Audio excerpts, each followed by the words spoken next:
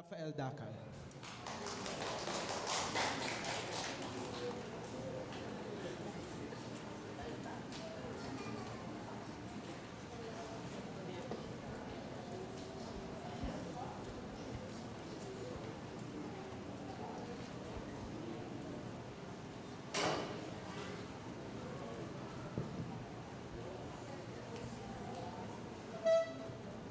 Magandang umaga po sa ating lahat. Ngayon po ay tayo po ay dadako sa paghahandog na isang biyaya ng Diyos sa isang mag-asawa.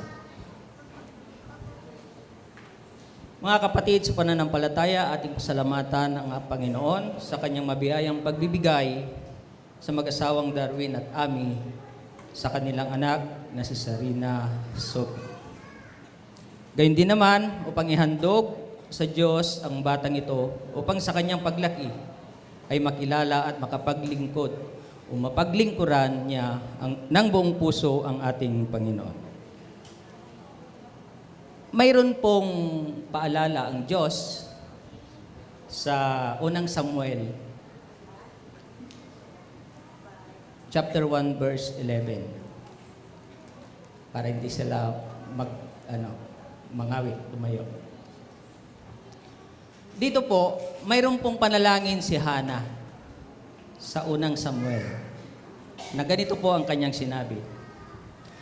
Ganito po ang kanyang panalangin. Yahweh, Diyos na makapangyarihan sa lahat, kung pakikinggan ninyo ang inyong abang lingkod at inyo pong kahabagan, kung hindi ninyo ako pababayaan, sa halip ay pagkakaluban ninyo ng isang anak na lalaki o babae,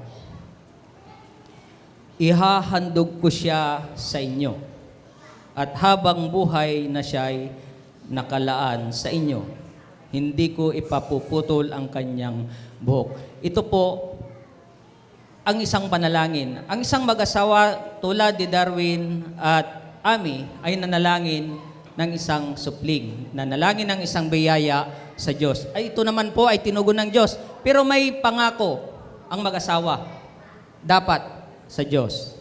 At ito po ay ipapaubaya nila ang kanilang anak sa Diyos, ihahandog nila ito upang sa ganon, siya ay maglilingkod habang siya ay nabubuhay. Ano pong sabi dito? Hindi ko ipapaputol ang kanyang buhok. Ibig sabihin, wala pong hahadlang. Lahat ng hahadlang sa paglilingkod ng kanilang anak ay pipigilan po ng mag-asawa. Bagkos, gagabayan nila ang kanilang anak upang sa ganon, patuloy ang kanyang paglingkod sa Diyos. Sabi rin po dito sa Kawikaan, may tinuturo rin po ang ating Panginoon sa pamamagitan ni Haring Solomon. Sa Kawikaan 22 verse 6, sabi po dito, ituro sa bata ang daang dapat niyang lakaran at hanggang sa paglaki, di niya ito malilimutan. Ibig sabihin, ang pagtuturo po ng tamang asal, tamang pag-uugali, yun po ay tinuro naman po sa atin ng ating Panginoong Diyos. Sa atin, tinuturuan po tayo na maging magalang, maging mabuting tao, marunong sumamba, marunong manampalataya. Gayon din po ang ituturo po sa ating mga anak. Huwag po natin silang hayaan na hindi ito nila makamtan, sapagkat sabi po dito, hindi nila malilimutan magpakailanman. Habang bata po ang ating mga anak, habang bata po si Sapira, ay habang bata po siya, ay dapat po nating gabayan at ituro sa kanya ang nararapat, ang mabuting asal, upang sa ganon sa kanyang paglaki, ito po ay dadalhin niya sa kanyang buhay. Maraming salamat po sa inyong pakikinig sa ating salita ng Diyos. Tinatawagan ko po ang mag-asawa, si Darwin at Amy. Gayon din ang kanilang anak na si Sarina. At gayon din ang mga ninong at ninang. Ang liit yung sulat. Umakyat na po. Ang ninong, Julius de los Santos, Michael Clamar, Jason, ano to?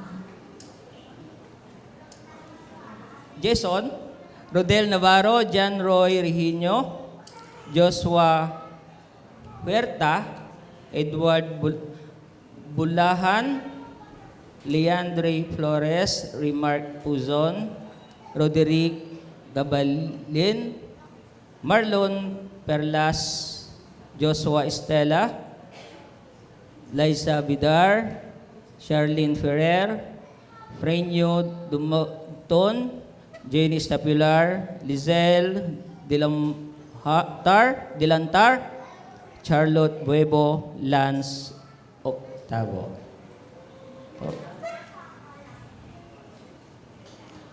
Bilang mga magulang, may mga atas po tayo dito. May mga tungkulin po ang mga magulang. Ang mga bata ay isang handog at kayamanang mula lamang sa Diyos.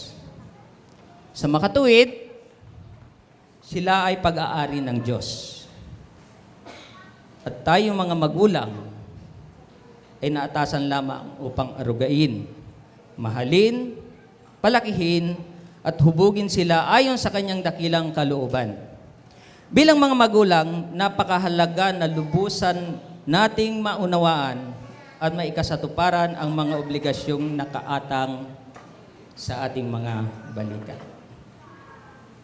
Tugon po sa itatanong ko sa inyo, sa mag-asawa, Darwin at Ami, kayo ba ay nangangako sa harapan ng Diyos at sa harap ng kapulungan ito na gagawin ninyo sa tulong ng may kapal ang lahat ng iyong makakaya upang palakihin ang batang si Zarina Sophie ayon sa dakilang kalooban ng Diyos para sa kanya?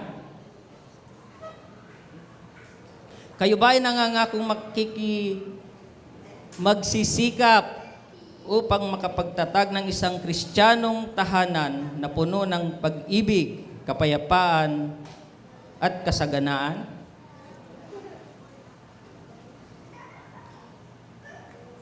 Kayo ba ay nangangakong magpakita ng magandang halimbawa para kay Zarina sa isip, sa salita, at sa gawa?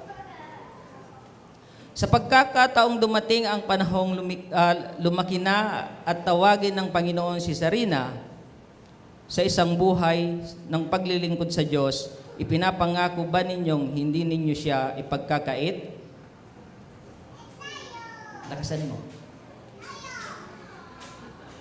Kasi lahat po ng nakikinig ay talaga yan yung mga witness natin. Baka mamaya pagdating ng araw, pagka naisin na ng inyong anak na maglingkod sa Diyos, ay hihilain nyo na ang kanyang kamay pabalik. Pero hindi po natatapos po ang mga pasanin yan o gawain para sa inyong mga anak. May tutulong po sa inyo. Tutulong sa pag-aalaga. Siyempre, tutulong mamaya sa finances. Para naman po sa inyo mga napiling ninong at ninang, bilang mga pangalawang magulang kay Zarina, nangangako ba kayong susuporta sa mag-asawa upang ang batang ito ay lumaki ayon sa kalooban ng Diyos para sa kanya, sa isip, sa salita, at sa gawa? Lakasan nyo, mamaya. Nangangako ba kayong ipapanalangin nyo sa Zarina at maglalaan ng pagkakataong maituro sa kanya ang salita ng Diyos? Nangangako ba kayong magiging isang magandang halimbawa para sa kanya sa isip, salita, at sa gawa? Nangangako ba kayong magbibigay regalo mamaya?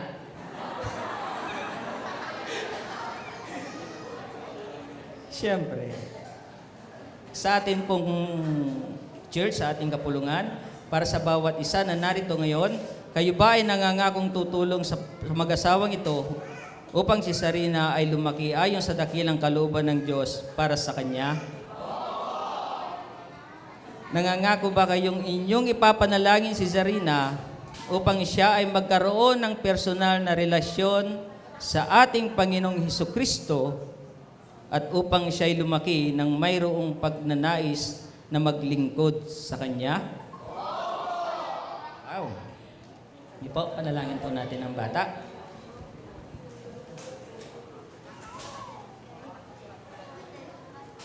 Tayo po tayong lahat.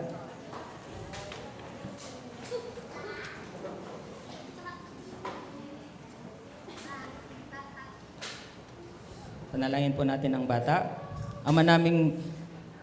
Ama namin na nasa langit, kayo po ang Diyos na nagtatag ng pamilya ayon sa iyong dakilang plano. Kami po ay dumudulog sa inyo, harapan. Ngayon, upang italaga si Sarina Sophie bilang pagsunod sa inyong kalooban. Hiniling po namin sa inyo na pagpalain ang batang si Sarina, pagpalain mo rin po ang kanyang pamilya at bigyan mo sila ng sapat na karunungan at kaunawaan upang mabigyan ng magandang buhay. At higit sa lahat, Panginoon, hinihiling po namin sa iyo na hayaan mong lumaki ang batang ito na may banal na takot at pag-ibig sa iyo. Ito po ang aming dalangin sa pangalan ng inyong anak na si Jesucristo na aming Panginoon at takapagligtas. Amen.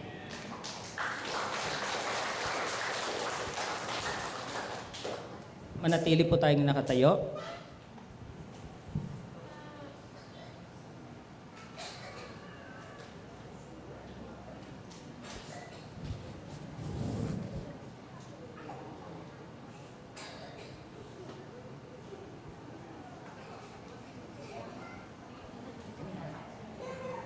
Handog po natin ang bata. Sarina Sophie Algo Estapilar. Bilang ministro ng ating Panginoon, kaisa ng iyong mapagmahal na magulang, at ang mga taong narito na handang sumubaybay sa iyong pananampalataya, ay inihahandog kita sa Diyos na malikha. Tagapagligtas, pinagmumulan ng buhay, tagapangalaga, manggagamot, Panginoon at manunubos nating lahat. Sa pangalan ng Ama, ng Anak, at ng Banal na Espiritu. Amen.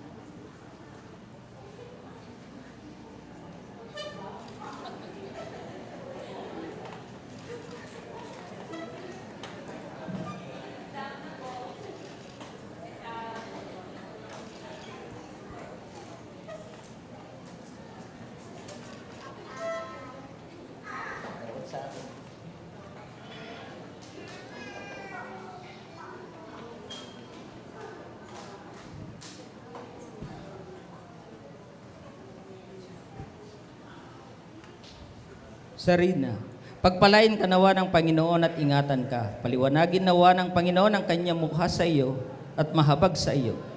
Ilingap nawa ng Panginoon ang kanyang mukha sa iyo at bigyan ka ng kapayapaan ngayon at magpakailanman. Amen. Amen. Tapos na po ang ating paghahandog sa bata, si Sarina Sophie. Kaya yung mga ninong at ninang po, yung sobre, baka nasa inyo na. Bago lumabas, kunin na ni Mami at Daddy. God bless po sa ating lahat.